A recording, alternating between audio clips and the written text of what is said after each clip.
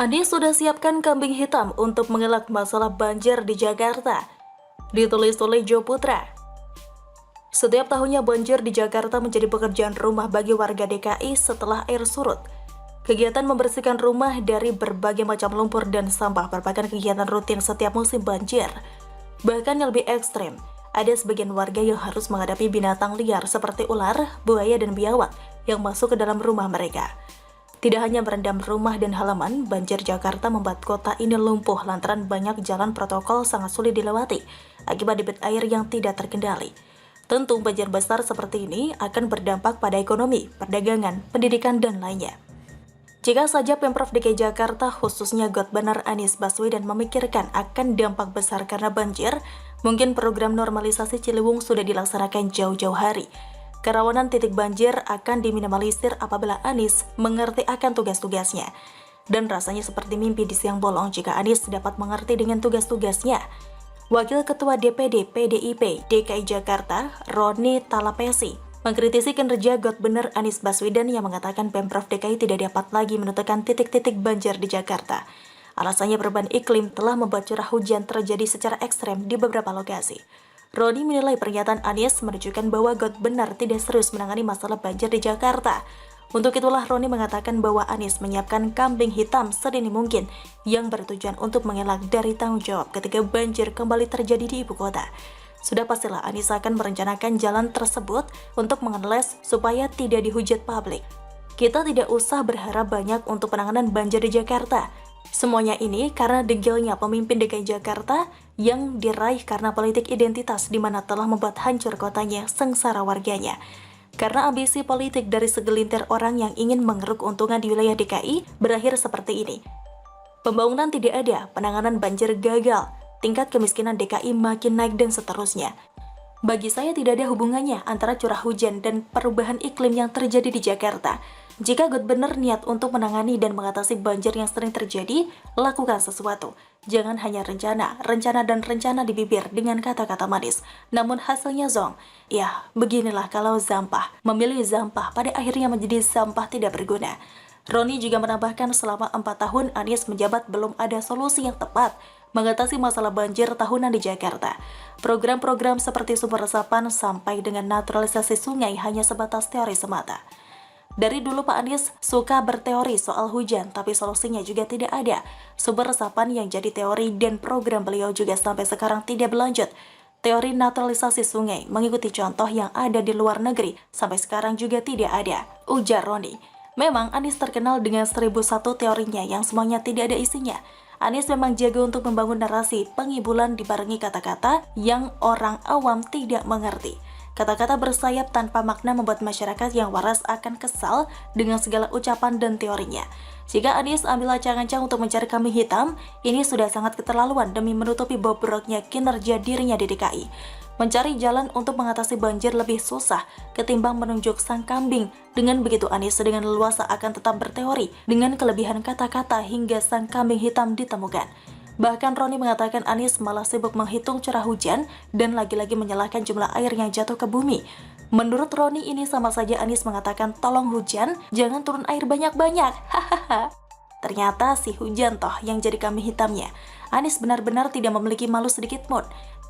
Yang namanya hujan, kalau tidak ada resapan atau drainase maupun air tidak mengalir ke gorong-gorong, akan terjadi banjir, Nis.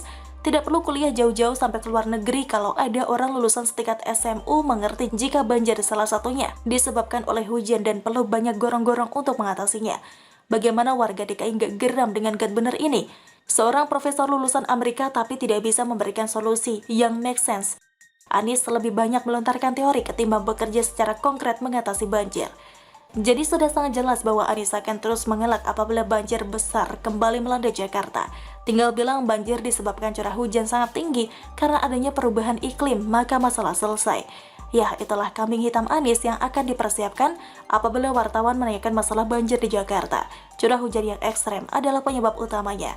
Tapi tunggu dulu, Anies akan mempersiapkan wakilnya sebagai tukang cebok untuk menjelaskan masalah ini lebih detail dan terarah. Demikian kira-kira kata kura-kura. Bagaimana menurut Anda? Silahkan tulis komen Anda di kolom komentar. Jangan lupa untuk like, subscribe, dan share. Siward TV pamit, sampai jumpa. Wassalamualaikum warahmatullahi wabarakatuh.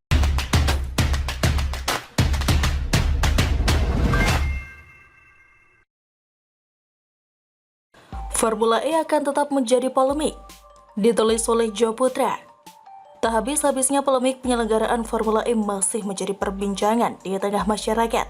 Masalahnya, Pemprov DKI masih belum jelas memberikan informasi di mana tepatnya tempat penyelenggaraan atau sirkuit untuk ajang balap tersebut. Sementara rumor yang beredar seputar penyelenggaraan balapan mobil listrik ini tidak direstui bertempat di kawasan Monas oleh pemerintah pusat. Hal ini dikarenakan kawasan tersebut merupakan ring 1 yang berdekatan dengan Istana Presiden.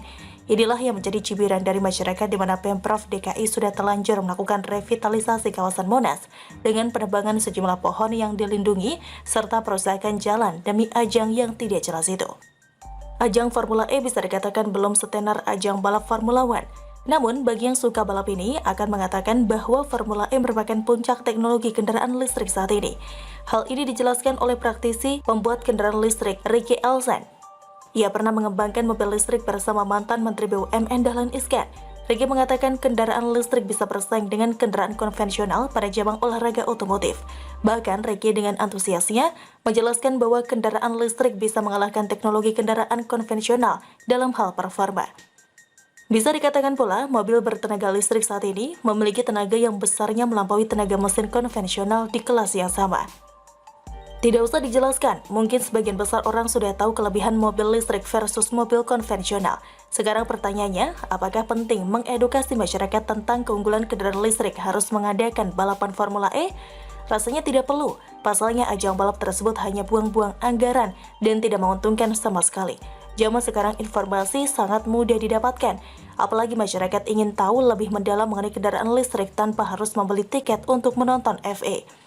Yang lebih membuat sebagian besar masyarakat tidak menerima ajang ini diselenggarakan karena acara ini menelan anggaran yang fantastis untuk komitmen fee yang harus dikeluarkan oleh Pemprov DKI. Anggaran Formula E dinilai akan berguna dialokasikan untuk penanganan pandemi, penanganan banjir, serta percepatan pemulihan ekonomi terkait dampak COVID-19. Tentu warga yang waras akan menolak acara ini dilaksanakan.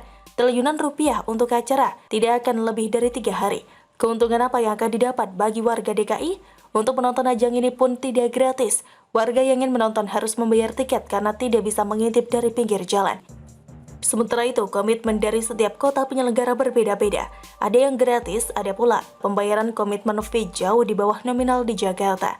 Bagi saya, apa saja yang dilakukan oleh Pemprov DKI Jakarta terkait Formula E dengan memberikan informasi yang jelas, transparansi terhadap anggaran, dan mengkalkulasi mengenai untung rugi pelaksanaan acara ini,